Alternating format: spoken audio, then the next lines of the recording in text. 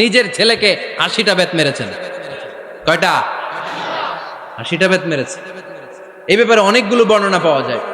সবচেয়ে সহিহ বর্ণনা হচ্ছে মুয়াত্তা ইমাম মালিকের বর্ণনা। ওমরে ফারুক রাদিয়াল্লাহু তাআলা আনহুর ছেলে আব্দুর রহমান মারুফুন বিআবি শাহমা ছিলেন মিশরে। ওখানে নাবিজ খেয়েছিলেন।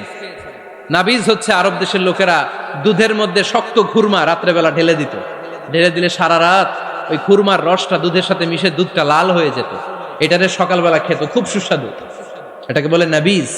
কিন্তু এটা রাতে ভিজাইলে সকালেই খাইতে হয়, রেখে দিলে আবার একটু সমস্যা হয়। এটা অনেকটা তারির মতো হয়ে যায়, মাতলামি চলে আসে। তো ওমরে ফারুকের ছেলে নাবিজ খেয়েছেন, মদ খাননি, নাবিজ। কিন্তু নাবিজ খাওয়াতে সাকরান চলে এসেছে। সাকরান চলে আসাতে এটা যখন প্রমাণিত হয়েছে, আমর ইবনুল আস রাদিয়াল্লাহু তাআলা আনহু নাকি 80 বেত মেরেছেন মিশরে। কয় বেত? নিয়ম হচ্ছে সবার সামনে, কিন্তু সবার সামনে না মেরে একটু গোপনে মেরেছে।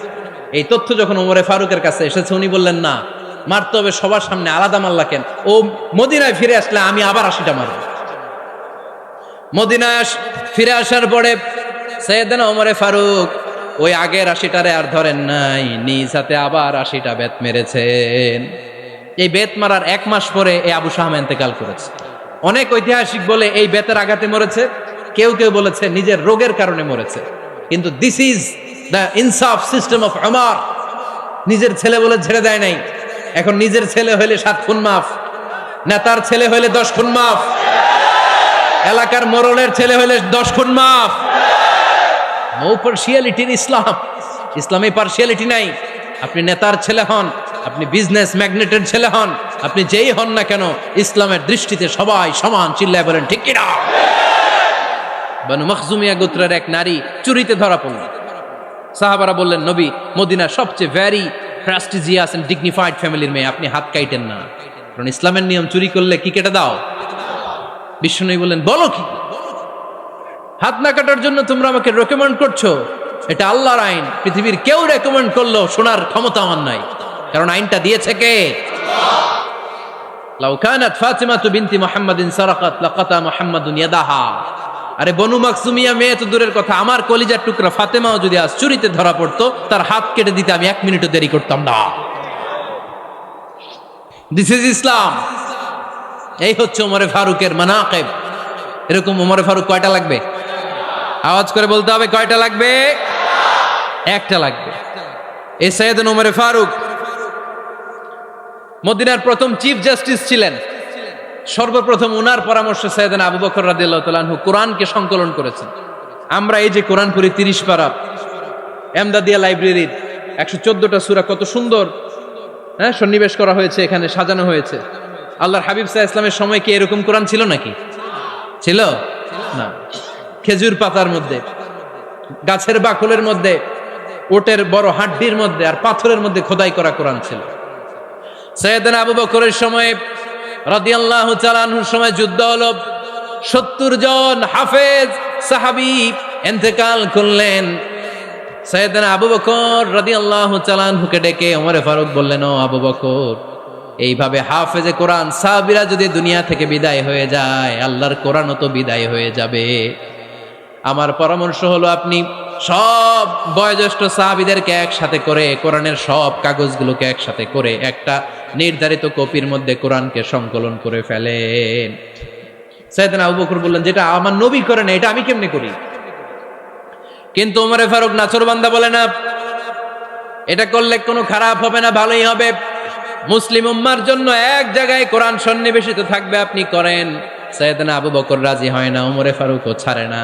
ওমরে ফারুক বলতে বলতে বলতে বলতে এমন ভাবে সাইয়েদনা আবু বকর রাদিয়াল্লাহু তাআলা আনহুকে ধরলেন, সব শেষে সাইয়েদনা আবু বকর ওমরে ফারুকের কথায় কোরআন সংকলনে রাজি হয়ে গেলেন। পড়েন সুবহানাল্লাহ। উনি বললেন, ওমর যখন আমাকে বারবার বুঝাতে লাগলো, আল্লাহ তাআলা আমার হৃদয়টা ওমরের কথা শোনার জন্য খুলে দিলেন। আল্লাহ তাআলা কেমন যেন আমাকে ইলহাম করলেন, আবু বকর করো, এই কাজের মধ্য দিয়ে আমি আমার কোরআনকে গোটা বিশ্বে জীবিত রেখে দেব। This is Omar. এই যে আমরা হিজরি সনের যে আমরা গণনা করি, এই হিজরি সনের প্রবর্তক হচ্ছে সাইয়েদনা ওমরে ফারুক। সাইয়েদনা ওমরে ফারুক এই হিজরি সনের গণনা শুরু করেছেন। সাহাবারা বলল, আমিরুল মুমিনিন, খ্রিস্টানদের ঈসাই সন আছে, আমাদের মুসলমানদের কোনো সন নাই। আমাদের একটা সন থাকলে আমাদের জিজিয়া নিতে, আমাদের জাকাতের টাকা উত্তোলন করতে অনেক সুবিধা হবে।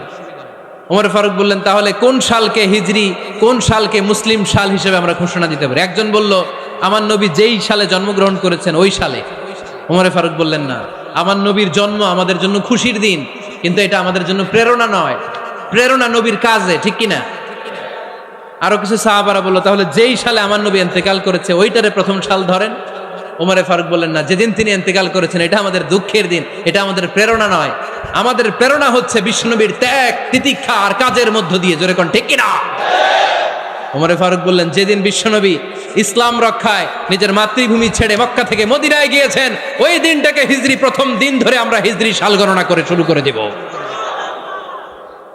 ওইটাই হচ্ছে হিজরি সন। সেখান থেকে হিজরি সনের প্রবর্তন করেছেন সাইয়েদনা ওমর ফারুক রাদিয়াল্লাহু তাআলা আনহু।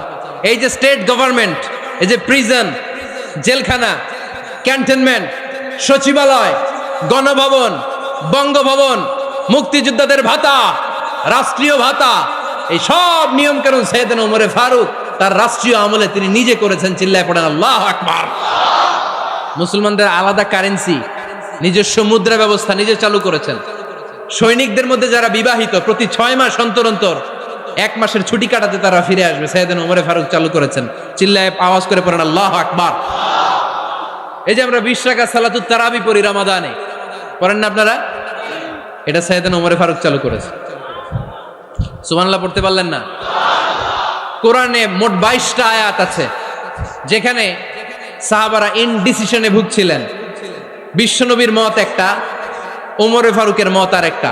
এই 22 জায়গায় আল্লাহ তাআলা বিশ্বনবীর মতের পক্ষে আয়াত নাজিল না করে ওমর ফারুকের মতের পক্ষে কোরআনের আয়াত নাজিল করেছেন। আওয়াজ করে পড়েন আল্লাহু আকবার।